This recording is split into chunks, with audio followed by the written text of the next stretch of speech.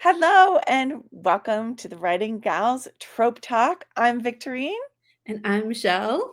and today we're talking about opposites attract, which is one of my favorite tropes.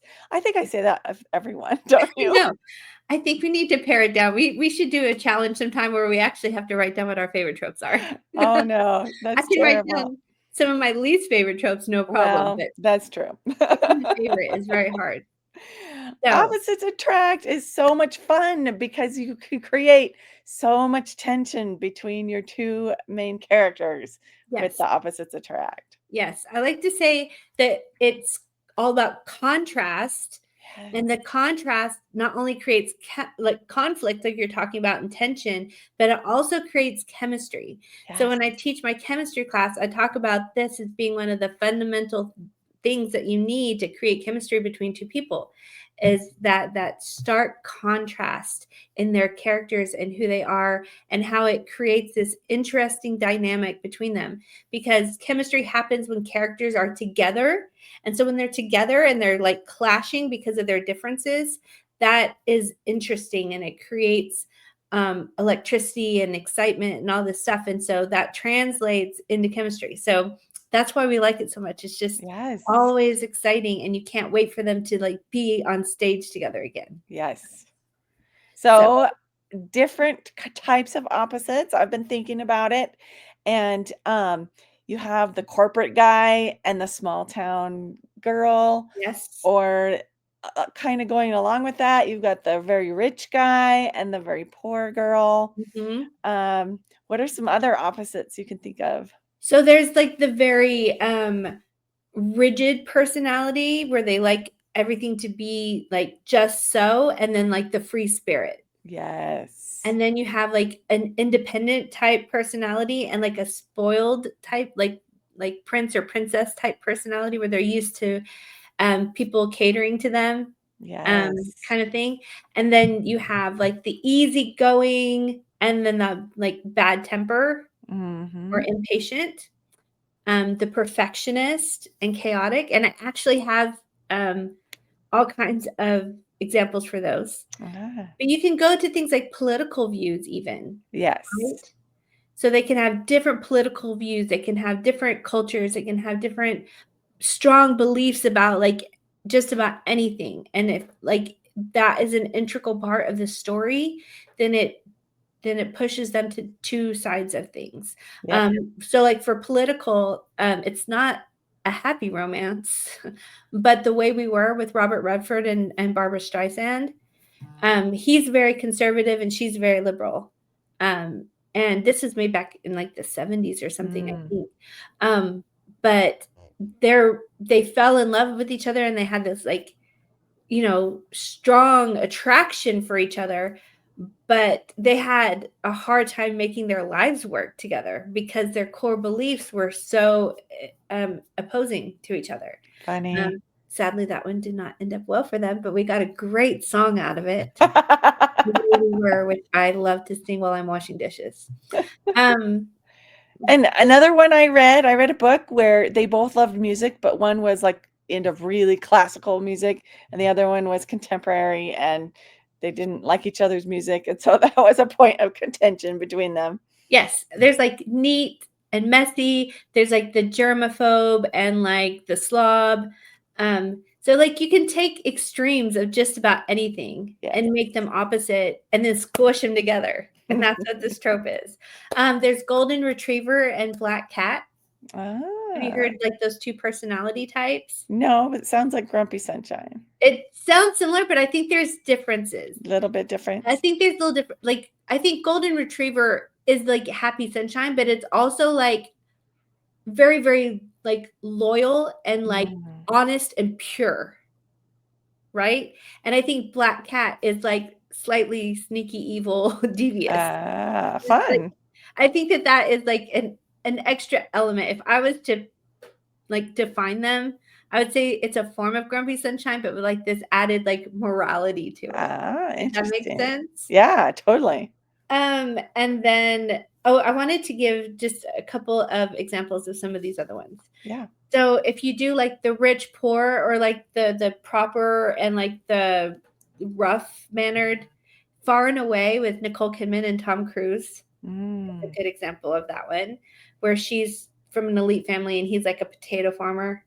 And because they came from these two different worlds, they clash all the way through the movie and then fall in love eventually. And it's happily ever after on that one. Yay, guys. And then I went into some dramas, some K dramas. So Hometown Cha Cha Cha, have you seen that one? Yes. So that is a good example where she's like big city and she's like planned and organized and has like a goal and all this sort of stuff. And he's small town and just seems to be like this free spirit that is just Yes. like whatever the day is, that's what he's gonna be, you know? Yes. And so they clash a lot because of that. Then there's 100 Days My Prince with Do Kyung Soo, who may be like my Yes. favorite actor singer.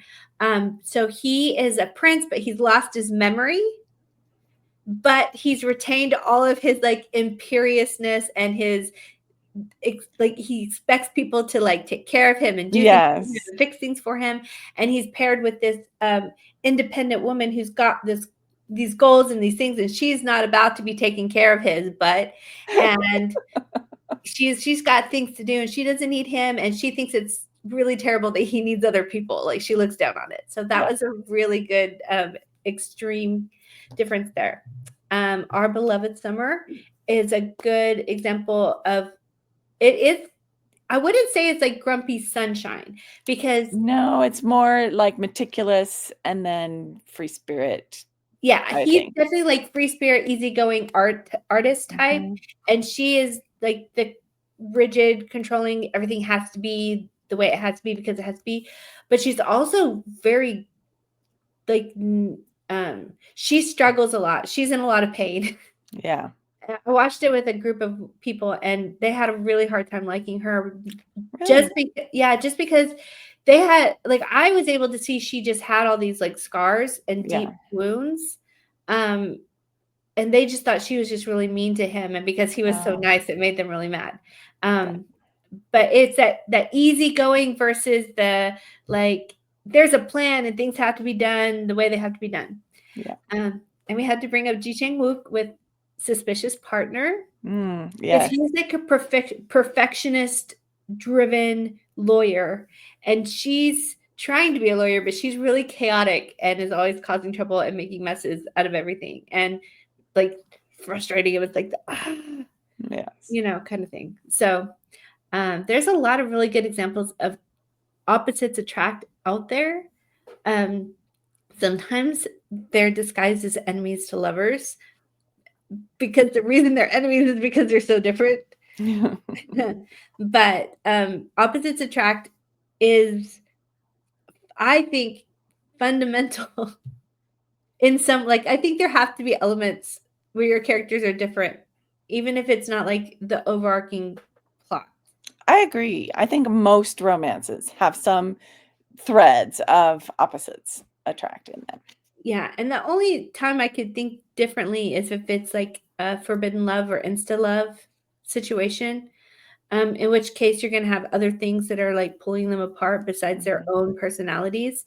So it's not like 100%, but I think it's huge, and it's because it does cause for them to have reasons to clash, and that is why they can't just immediately be together, Yes. because they clash. I think it's really easy to have good character development in an opposites attract romance because they act as foils for each other. Yes. And so they show off the best and worst of each other in every scene. I think you're right. And so you can use their differences to highlight who they are as a person because you're comparing it with the other person.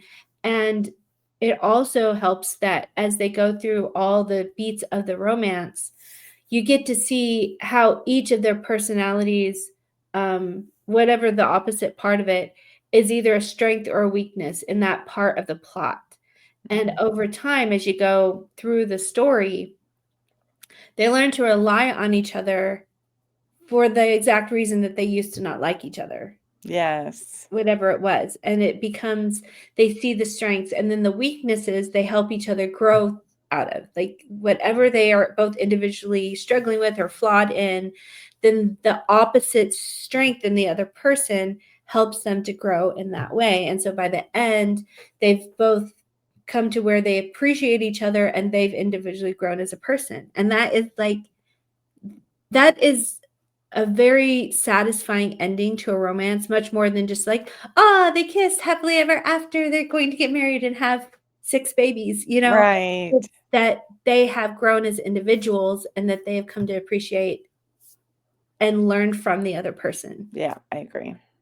So it's really, really fun to write opposites attract and like take any trope that you like and then say, okay, opposites attract, you are now part of this. What happens? Yes. And it's really, really good. So how do you go about determining when your characters are opposite enough from each other and when it's just kind of like something that is a little minor difference or annoying? I Like, think it needs to be a major turning point in their relationship when they learn that our opposites actually is something I like about you rather than something I hate about you.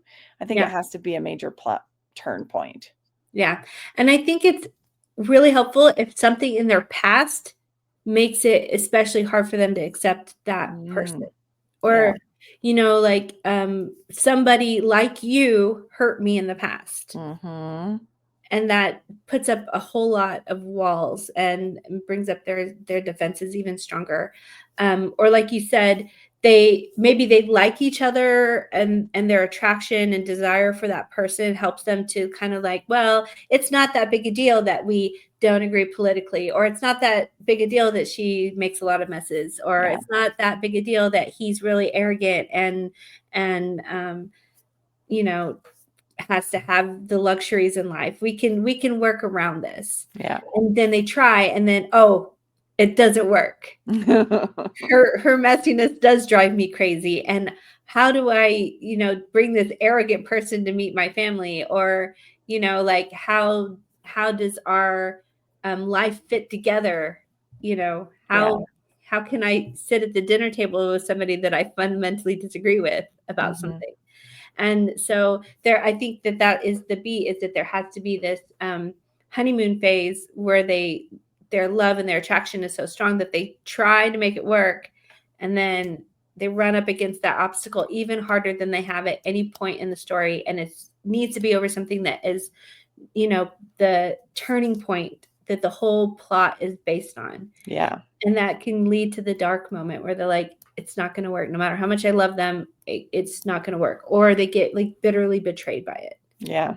And so then the grand gesture, the sacrifice, all of those elements come into it where they have to be like, if I want them in my life, what do I need to do Mm-hmm. to make this work?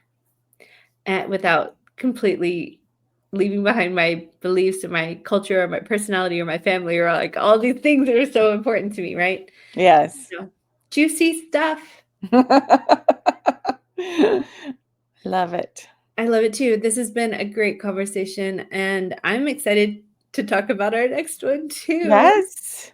So, Our next one is Boy Next Door or Girl Next Door.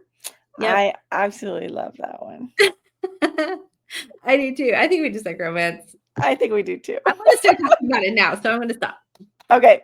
Okay, I'm excited. So, what do they need to do, Victorine? You guys need to subscribe and check out our Writing Gals Academy. We have a ton of classes in there. There's over 80, I think, now in our academy, and we keep growing, you guys.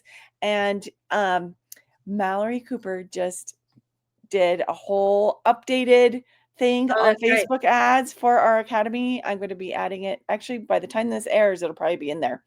That's And awesome. you guys have to see that. So join the academy. I'll put a link down below and check us out on our Facebook group.